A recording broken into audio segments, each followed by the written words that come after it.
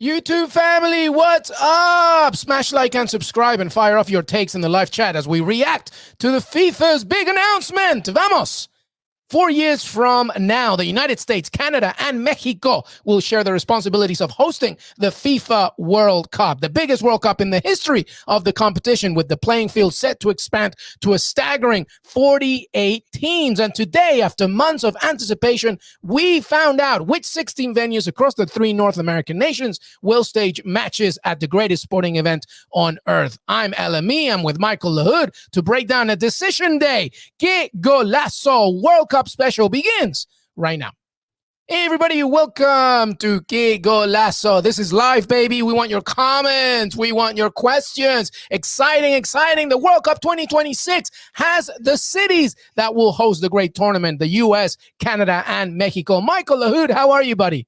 I am thrilled. We've been waiting for this moment. Now it's here. Let's dive in. I love it. I love it. And by the way, we are reacting also to the news when we find out, hopefully soon enough, where the final will be played. And, you know, New Yorker over here, let's get that, baby. Let's get that final. I can't wait. But straight away, all right, so let's break it down, everybody. Let's talk about the reactions and let's talk about the cities. So let's break it down for everybody watching. They broke it down in 3 regions, the West, the Central, and the Eastern region. Michael, let's talk about each region first and your reactions to it. Let me tell everybody out there watching, let's go with the West first. It began with Vancouver, then Seattle, San Francisco, LA, and Guadalajara. Talk to me about the West. What's your reaction to that? I think a lot of your usual suspects won out in this selection. I was surprised they picked 5 teams, but Guadalajara, soccer-rich history with Chivas, Tapatio, that whole region, it's just soccer immersed. And when you look at LA, I mean, gosh, the World Cup final was at the Rose Bowl Stadium. It will be, predictably, I think it probably will be at SoFi, was what I saw on the venue list. And then the Bay Area, Levi Stadium. If you have not been to Levi Stadium for a Niners game or a soccer game, it is a great venue. The one stadium that made me raise my eyebrow was, or the one city, Seattle. I thought Seattle was a big question mark for me. I thought Vegas was a potential another place. Vegas is becoming a sports hotbed overnight.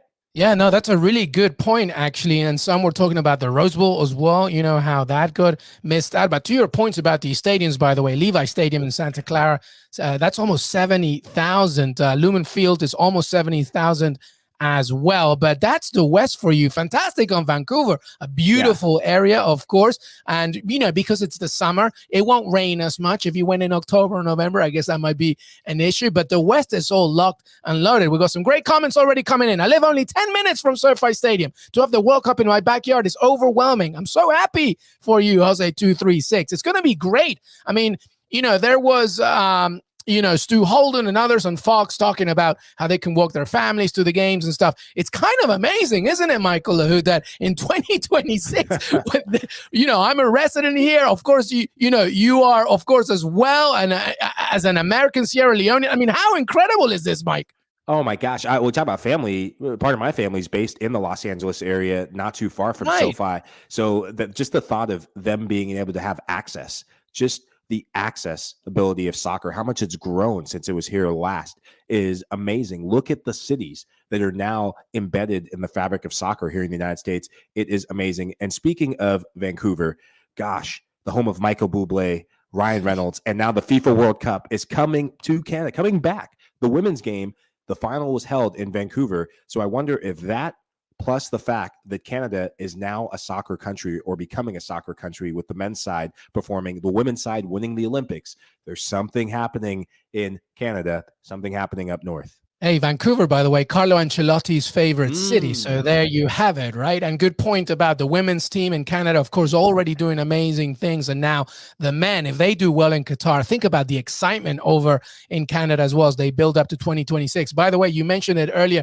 Guadalajara is an amazing city, by the way. And Chicharito, I'm sure, will be very happy about the fact that his city, of course, is going to be a host. All right, well, that was the West. So let's talk about Central, by the way. Central, Kansas City, Atlanta, central, by the way. Atlanta apparently is central in this situation. Dallas, Houston. So 2 in Texas, Michael Lahoud. I can't wait to hear your thoughts about that. Monterrey y la Ciudad de Mexico, Mexico City. Mexico City, by the way, at this point, well, I think it's on par with my New York City. The best food cities right there. But talk to me about Central, as we have, of course, Kansas City, Atlanta, Dallas, Houston, Monterrey, and Mexico City. There's some eyebrow raisers. Kansas City was one of them off the bat. The fact that was the first name called, I don't know if there's coefficients or rankings. My theory is there's always coefficients when it comes to anything soccer based. But Kansas City is definitely an eyebrow raiser. And the fact that there are 2 Texas teams, 2 Texas cities, if you will. Sorry, I'm prepping for Austin FC this weekend. 2 Texas cities is another eyebrow raiser. Dallas for sure. It's Jerry's world. We're all just living in it. Yeah, that's AT&T Stadium is just a iconic venue in sports and even concerts. No matter what you're doing, you have to have it in Dallas. But Houston was an eyebrow raiser. Cincinnati, what they did with the World Cup and just what their new done stadium, with the team, stadium. They pumped a lot of money into that. Living in Cincinnati, I'm bummed for the Cincinnati fans, the Cincinnati sports fan base, because I think they may have gotten gypped. Yeah, now we're going to talk about the cities that missed out in a second, but that's a very, very good point. And by the way, in terms of Dallas, obviously the Dallas Cowboys and their amazing AT&T field, of course, but also don't forget, everybody, there's a massive Mexican-American community in Texas. And, that support alongside, already the existing cities in Mexico, that's going to be huge. And that's why you have to think about this as well from an immigrant community-based perspective. These cities have an already existing soccer fan base. I can't wait to see how that continues to grow as we get to 2026. But that was your Central. Let's go to the East Side, baby, the best side. Toronto. What a great food nation, food city as well. Canada's Toronto, they are a host city. Boston, wow. Well done, Boston, indeed. Philadelphia, and look, I know that all my Latinos are happy. Miami is a host city. I can't believe it. Incredible. Orlando peeps, I can't wait to tell me what you feel. And New York City / New Jersey. Incredible stuff. Give me your thoughts on the East Side. Just these are the cities that I would have thought about. Miami, that was one of the eyebrow raisers for me. Some of the more iconic cities that you've seen in sports, especially soccer in years past. Washington, D.C., what happened? Yep. There's going to be a lot to be said about that. But, these are amazing cultural centers on the Eastern Seaboard. And I think they made a lot of the right choices. Yeah, absolutely. I mean, East Rutherford, right? That's where MetLife Stadium is. That's holding around 83,000. It surely will be a candidate for the final of the World Cup as well. We mentioned Toronto as well. Canada, that is such a fantastic city. I was talking about the diversity of this World Cup. That is definitely one of them as well. Boston and Philadelphia, of course, they bring it with their huge sports fan bases, not just soccer. So that continues to grow. So that is your host city. So I guess at this point, Des Norris, our producer, is going to let me know if it happens. I don't even know if it might be today, about who will be hosting those key knockout stage matches, including, of course, the final and semifinal. But something to remember, Michael Lahoud, and everybody watching, 1994 had the record in terms of attendance, and this one is surely going to absolutely destroy it. Not just because obviously it's North America, but just, the overwhelming infrastructure within these stadiums, and the Miami being the Latin American capital of the world, and just how many people are going to be flying into there from there. So they're thinking about not just the venues here, Michael Lahoud, but they're thinking about how accessible it's going to be for these people, these fans, to enter these specific cities. Well, I think about the Northeast. Look at what's going to be happening. This is, I don't even know what celebration, 100th year celebration it is, but it's also an iconic year for the United States of America as well. So the Philadelphias, the Bostons, these have their places in history. Washington, D.C., sorry, we'll get to you later about what might have been. So things like that. This goes beyond what happens on the field and the potential, the fan bases for those cities. There's so many things that have to be thought about of really creating an all-out World Cup experience. And I think overall they got it spot on. Yeah, absolutely right. So tell us what you think, everybody. Think about it and drop in some questions and some comments. We're going to take a break. When we come back, We'll talk about those cities that missed out. Michael discussed a few of them, but there were some key cities that really put a lot of effort into advertising themselves as a host city for the World Cup, what that will mean, etc. Also, we got to talk about, and we'll finish on the fact that this is a World Cup for the first time ever. In many ways, it's really the beginning of a new type of World Cup because it's 48 teams. This is a real celebration of the beautiful game across the globe. I would love to hear your thoughts on what you think about that, and what will that dilute the competition or maybe make it an even better tournament. I know I have my thoughts, and I know Mike does too. We're going to take a break. When we come back, we'll talk about that. A very quick break by Qué Golazo, Mike Lahoud, LME. The World Cup 2026 finally has its host cities. Martin, the reunion. Action. This one's for you, Tommy. A reunion to remember. This show was and still is big for the culture. Martin the Reunion, now streaming on BET Plus. Welcome back, everybody. Michael Lahoud, LME here. Qué Golazo, as the World Cup 2026 announces its host cities. Of course, just to give you a quick recap once again of all of them, it was the West, the Central, and the Eastern region. The West was Vancouver, Seattle, San Francisco, Los Angeles, Guadalajara. Central was Kansas City, Atlanta, Dallas, Houston, Monterrey, La Ciudad de Mexico, Mexico City. And then the East was Toronto, Boston, Philly, Miami, and New York/New Jersey. All right, straight away, Michael Lahoud, the cities that missed out. Here's a few, by the way, or like just the venues in general. The Rose Bowl, of course, Cincinnati, Denver, Nashville, Las Vegas. You mentioned Las Vegas, and of course, DC/Baltimore and Orlando as well, because that's a real mecca of the game as well. Give me your thoughts on just on those cities that missed out. I think the biggest one personally for me is Las Vegas. You have the venues with the stadium that the Raiders just built, and that synergy and that gateway from the West Coast, from the Los Angeles area, from the Bay Area. There's just so much happening in that cross-cultural connection between the West and a city like Vegas. I think it may just have come a little bit too early for Vegas with it becoming a newer sports town. Yeah, you know what? Actually, here's the other thing about these cities, which is one of the biggest factors regarding this 2026 World Cup, as opposed to '94, when really MLS was still not a thing. In 2026, obviously there is and there will be, is that a city like Cincinnati is trying extremely hard to be a soccer city more and more, and this is going to be. I don't think it's going to be a major dent in terms of the fan base, but it's definitely something that will hurt them. We got some great comments here. Seattle has the biggest fan base and atmosphere. Well, okay. I wonder, Sylvia, where you're from and where you live, and maybe we could ask. But yes, I appreciate the love down of the Seattle. street from the stadium.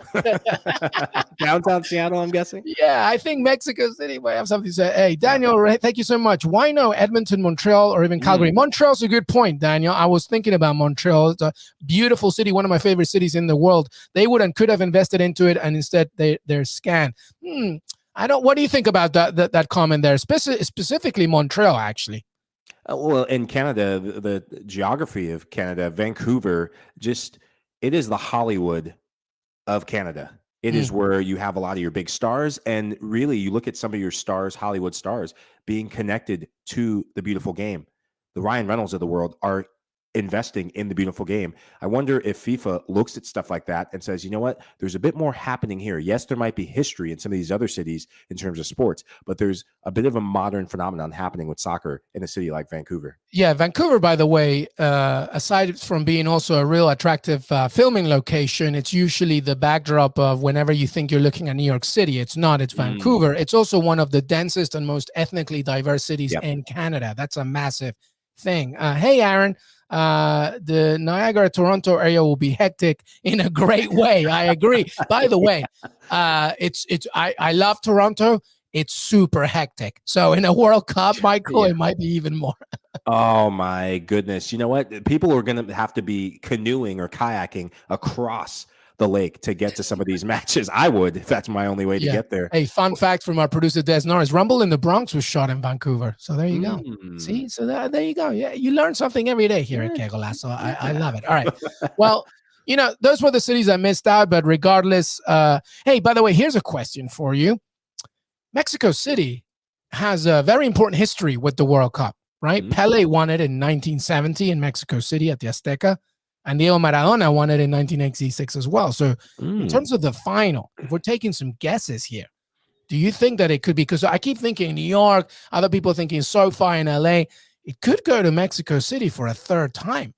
Oh, there's so much history, and this is where when you two of those players, some of the most iconic names, arguably the two most iconic names in the history of the game, winning the World Cup there. I definitely think they have a strong case for the final Azteca. My only concern about Azteca, it's an old stadium. Yeah. It's in need of some major renovation. Yeah, So, which I'm sure it will be towards 2026. But you make a good point. Yeah, it needs some work. But my sister lives there. I love Mexico City so much. The food, the people. It's going to be incredible to see it. But it will be interesting to see if for a third time they get the World Cup final. But I'm sure there's some big competitors, including, of course, California and the New York, New Jersey area. All right, well, keep your comments, everybody, especially if you live in these cities. I would love to hear my Bostonians, my Phillies, and still no word on the final. So if this ends before we find out, apologies, but it seems to me that maybe they're holding for today unless it keeps on going. But let's talk about the fact that this is a World Cup of 48 teams, Michael Lahoud. Give me your initial thoughts about that. Obviously, Qatar 2022 of this year will be the last time we see 32. It's not a jump. It's a big jump to 48 teams. Do you think it's a great thing as it invites more nations that are in need of development and, of course, success when it comes to their own soccer powerhouses? Or do you think it actually, minimizes the importance of the World Cup, which is obviously the most prestigious of trophies in the international game? I think it's the absolute best thing FIFA has done as of late. I know there's talks about moving the World Cup to every 2 years. Let's squash that. This is the World Cup. It's a 4-year affair, and the competition between countries is getting tighter. England lost 4-0 to Hungary. Yep. Competition's getting tighter. Hungary is now a team that gets to compete in the Euros because they did what? Expanded the format. The better the competition is, the more it drives the quality from every single nation. Because to be the best, you got to play the best or teams on the rise. And that's only going to happen if teams, more and more teams, get World Cup experience. And I'm thinking of a specific team that's on my body right now. Look at this kit. The green, white, and Elias, blue, I believe, baby. was making a comment. Let's go, Sierra Leone. Well, and obviously, because I'm crying over Peru still, now that CONMEBOL has 6.5 spots, by the way, 6 automatic, and then you still get one playoff. That's amazing. But I'm thinking about those nations in CONCACAF specifically, those Caribbean nations that really deserve a lot of recognition. The African continent, of course, we know how difficult it is. But there's so many nations that are so worthy of a spot, and sometimes it's very difficult. So to your point, it's about celebrating this game. But what does everybody think? What do you think about the 48-team format? What do you think? I mean, I would love to hear from everybody if you think it's a good idea or if it isn't, and give me some reasons why, right? Don't just say I hate it or I love it for the sake of it. But, it is an intriguing situation. All right, well, here we have it. 2026, USA, Canada, Mexico. What do you think, Michael, this country, the U.S., needs to do? I mean, because it's almost a perfect timing of a situation. MLS keeps developing. The usmnt is a team that keeps growing. We already know about the successes of the United States women's national team as well. This country is getting more diverse. Soccer, from a participation perspective, is the most popular sport in the U.S., so everything is kind of falling into place. Access to watch games in this country, if you pay a certain fee, right, for a streaming network or whatever, you can watch any game whenever you want, right? So all these things are falling into place on making possibly this 2026 World Cup the greatest ever. Do you think the U.S. needs to focus on something specific in order to make it even more so? I think a couple of things. One, on the competitive aspect, there is a young group of players that are part of this 2022 World Cup run that they have. Cultivate the talent. You're looking at players like Christian Pulisic. We know what he's done. Champions League winner at Chelsea. We see him week in and weekend out in the Premier League. But now you have Brendan Aronson going to Leeds United. You have Gio Reyna playing Champions League football at Borussia Dortmund, becoming the main man at Dortmund. And I expect him to be the main man in a few years to come, the sole heir to the Marco Reus's of the world. And now you need your best players on the U.S. national team to compete at the highest level. One of them has already gotten a Champions League medal. Who's going to follow to just continue to push milestone after milestone? These are young players who not just are playing on the national team now, but they've grown up playing together. Tyler Adams, Christian Pulisic, Weston McKennie, they've known each other for years. You see that camaraderie, that sense of growing up together. You see it playing out on the field. And, from the business end, I love what you said about the exposure to the game. Look, for people, young kids, in 1994, there were young kids who would have probably never played soccer had the game not been so accessible in the form of the World Cup at some of their biggest stadiums. Stadiums that would house NFL games now are housing soccer games. It's prime time. You're getting that prime time feel attached to the beautiful game. I think it's going to be just one notch higher just because in the digital age that we live in, streaming services, Major League Soccer getting that massive deal with Apple TV, those are steps in the right direction towards making the game more accessible. Yeah, well said. And by the way, talking about the size of these stadiums, I'm just looking. The Estadio Azteca is like close to 90,000. Rose Bowl, which got next, by the way, got ignored, 92,000 as well.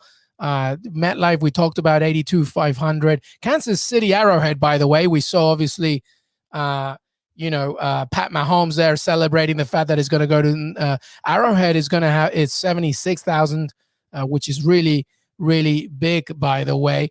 All right, but let's circle back on those cities that were snubbed. I mean, DC really surprises me. It might be the one that surprises me the most, actually.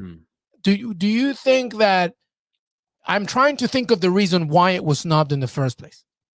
I can think of the location itself. Look, DC, the stadium wouldn't be in DC. And so, the accessibility to get to the match, if you're coming from a different country, the Metro ain't going out to FedEx Field. Last time I checked, you're going to have to get to another city and then make your way to the stadium. I think it's accessibility in the end. And really, but at the end of the day, that is one of the biggest eyebrow raisers for me, is that DC is one of the original sports towns in this country. And there's been a resurgence with the Nationals winning the World Series, the Caps winning the Stanley Cup. So I thought those would be some of the markers that maybe FIFA would go by. But I think proximity to DC proper may have hurt them at the end of the day. Yeah, I mean, only other times the capital city hasn't hosted World Cup matches, 1974, that was Bonn, complicated, obviously, in the 70s. In 2002, Tokyo, they didn't host anything, but there were 3 venues in the region. And so it is a big bit of an embarrassment for the capital of the U.S., but I get your point. I think that the closest next one to that, as well, of being disappointed, is, to your point, Orlando. I think Orlando is a big loss as well. It's, they must be disappointed. I get Miami and I get why it was chosen. It's an obvious one from a cultural perspective. But as somebody that visits Miami a lot, my producer lives there. It's a hectic city. A World Cup, I don't even know what's gonna happen.